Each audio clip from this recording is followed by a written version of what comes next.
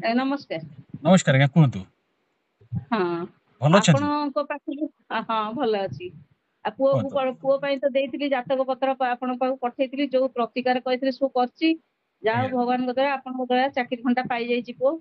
ଆଉ ଆପଣ କହିଥିଲେ ଗଭର୍ଣ୍ଣମେଣ୍ଟ ର ପାଇବ ବୋଲି ପାଇଛି ଏଇ 2 ଦିନ ହେଲା ତାର ଆସିଛି ଜଏନିଂ ଲେଟର ଆସିଛି।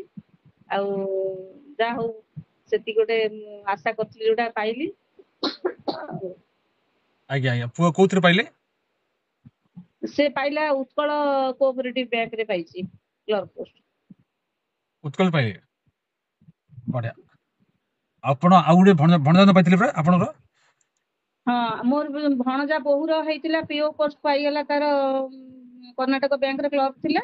ଆଜ୍ଞା ଆଉ ତାର ପିଓ ହେଇଗଲା। ଆପଣ ଯୋଉ କହିଥିଲେ ଚାକିରି ହବ ପ୍ରମୋସନ ତା ସହିତ ଜାଗା କିଣିବାକୁ କହିଥିଲେ 18 ତାରିଖ ପରେ ଜାଗା କିଣିବେ। ଆଜ୍ଞା ତା ଜାଗାଟା ବି ହେଇଯାଇଛି।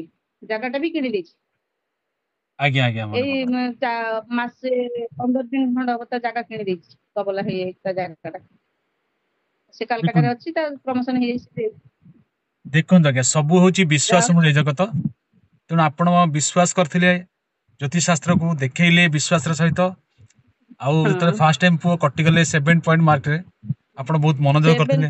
0.7 କଟିଗଲା ମୋ ମନ ବହୁତ ଦୁଃଖ ହେଇଥିଲା। ମୁଁ ଭାବିଥିଲି ହବନି ଆଉ ଗୋଟେ ଯାହା ହଉ ଆପଣ କହିଥିଲେ ହଁ ହବ ହେଇଗଲା ଯା ଠାକୁରଙ୍କ ଦୟାରୁ ହେଇଗଲା ତା ଚାକିରି। କୋଉ ଲାଇନ ହେଲା? ସେ ବ୍ୟାଙ୍କ ଲାଇନରେ ବି କୋଚିଂ ନେଇଥିଲେ। ବ୍ୟାଙ୍କ ଲାଇନରେ ଆପଣଙ୍କ ଲେଖିକି ଛାଡିଥିଲେ ଯେ ବ୍ୟାଙ୍କର ତାର ନିଶ୍ଚିତ ଜବ ହବ ଗଭର୍ଣ୍ଣମେଣ୍ଟ ଜବ ଡାକୁଛି। ଆଉ 30/6 ନା 30/5/26 ଭିତରେ ହବ ତାର ବ୍ୟାଙ୍କ ଜବ ଡାକୁଛି। ଆଜ୍ଞା କିନ୍ତୁ ତାର ଏବେ ହେଇ ଜଏନିଂ ଲେଟର ଆସିଛି। ଆଉ ଗୋଟେ SBI ର ଦେଇଛି ଇଣ୍ଟରଭ୍ୟୁ ଦେଇଛି। ସେଟା ବି ଭଲ ହେଇଛି ତାର ଏଇ ୱିକରେ ଆସିବ ସେଟା।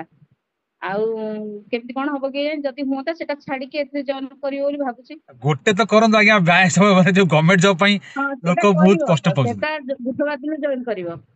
2 ଦିନ ପାଇଁ ୱେଟ କରିଛି କାଳେ ଯଦି ସେଟା ଆସିଯିବ ଭଲ ରେଜଲ୍ଟ କରିଛି ଏଥିରେ। ସେଟା ହବାର ଆଉ ତ ଏଇଟା ଚାନ୍ସ ବି ଅଛି ବହୁତ ଚାନ୍ସ ଅଛି।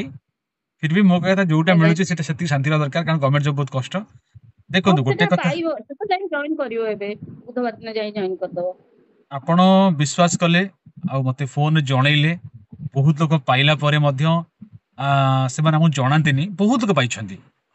ଆମେ ପରେ ହଁ ଯେତେବେଳେ ସେମାନେ ଆମର ସେକେଣ୍ଡ ଯାତ୍ରା ଦେଖାନ୍ତି କି ତାବିଜ ନିଅନ୍ତି ଆମ ଠାରୁ ତ ସେମାନେ ଜଣାନ୍ତି। ବାକି ଆପଣ ଜଣେଇଲେ କାଲି ଆପଣ ଜଏନ ପାଇଲେ ମତେ ଜଣେଇଲେ ଏଇଟା ହଉଛି ମାନବିକତା ଏଇଟା ହଉଛି ମହାନତା। ମୁଁ ଯେତେବେଳେ ଆମେ କୋଉଠି ସଫଳ ହଉ ଆମକୁ ବହୁତ ଖୁସି ଲାଗେ। ଆପଣଙ୍କ ଓଠରେ ଖୁସି ତ ଆମେ ଜନ୍ମ ହେଇଛୁ ଆମ କାମ ସେଇଆ। ବିଶ୍ୱାସ ମୁଁ ଆପଣ କହିଥିଲି ବିଶ୍ୱାସ ରଖନ୍ତୁ ଯାହାକୁ କହିଛି ଗଭର୍ଣ୍ଣମେଣ୍ଟ ଜବ ନିଶ୍ଚିତ ମିଳିବ ମିଳିବ। ସେଥିପାଇଁ ଆପଣଙ୍କୁ ଦୃଢ ବିଶ୍ୱାସ ଦରକାର ପରିଶ୍ରମ ଦରକାର ନିଷ୍ଠା ଦରକାର। ଆଉ ଯୋଉ ପ୍ରତିକାର କହୁଛି ଲୋକ ତାକୁ ଅଧା କରୁଛନ୍ତି ଅଧା ନ କରିକି ଏଟା ବୁଝୁଛନ୍ତି ନା ଏଟା ହେଲାନି। ଆରେ କେମିତି ହେଇଯିବ ଆପଣ ଅଧା କରୁଛନ୍ତି ଆମେ ତାବିଜ ନିଅନ୍ତୁ ନା ଏତେ ପଇସା ନବୁନି ଆଉ ଗ୍ରହ ତ ଖରାପ ଅଛି ଆମେ କଣ ହବ ମଣିଷର। ବଡ କଥା ହଉଛି ଆପଣଙ୍କର ହେଇଗଲା ବହୁତ ଖୁସି ଲାଗିଲା। ମୁଁ ବି ବହୁତ ଖୁସି ଲାଗିଲା ମତେ ବି ଖୁସି ମୁଁ ଗାଡି ଚଲା ଯାଉଥିଲି ବାଟରେ ବର୍ତ୍ତମାନ ଯାଉଥିଲି ଗୋଟେ ବାସ୍ତୁ ଦେଖିବା ପାଇଁ ଆପଣ ହଠାତ୍ ଫୋନ କଲେ ଯାଉ ଭଲ ଲାଗିଲା। ଆଉ ହୁଁ ପୁଅର ହେଇଗଲା ମତେ ବି ବହୁତ ଆନନ୍ଦ ମାନେ ନିଜ ଭିତରେ ବହୁତ ଖୁସି ଫିଲ୍ ହଉଛି। ହୁଁ ଆଉ ଏମିତି ଆପଣଙ୍କ ସମସ୍ତେ ସେବାରେ ମୁଁ ଥାଏ। ତାମାନେ ଆପଣ ଆମ ଗଣନାକୁ ବିଶ୍ୱାସ କରନ୍ତି ଶେଷ କଥା।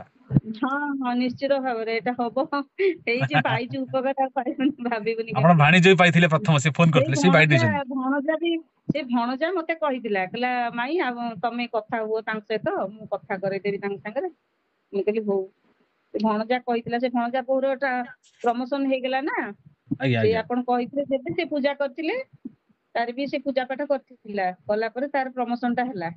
ତାପରେ ଆପଣ କହିଥିଲେ 18 ତାରିଖ ଏପଟୁ କେବେ ବି ଜାଗା ହବନି 18 ତାରିଖ ପରେ ନିଶ୍ଚିତ ହବ 18 ତାରିଖ ପରେ ତାର ହେଇଗଲା। ଠିକ 18 ତାରିଖ ଗଲା 19 ତାରିଖ ଦିନ ସେ ଜାଗା କିଣିଛି। ସବୁ ସବୁ ଦେଖନ୍ତୁ ବିଶ୍ୱାସର କଥା।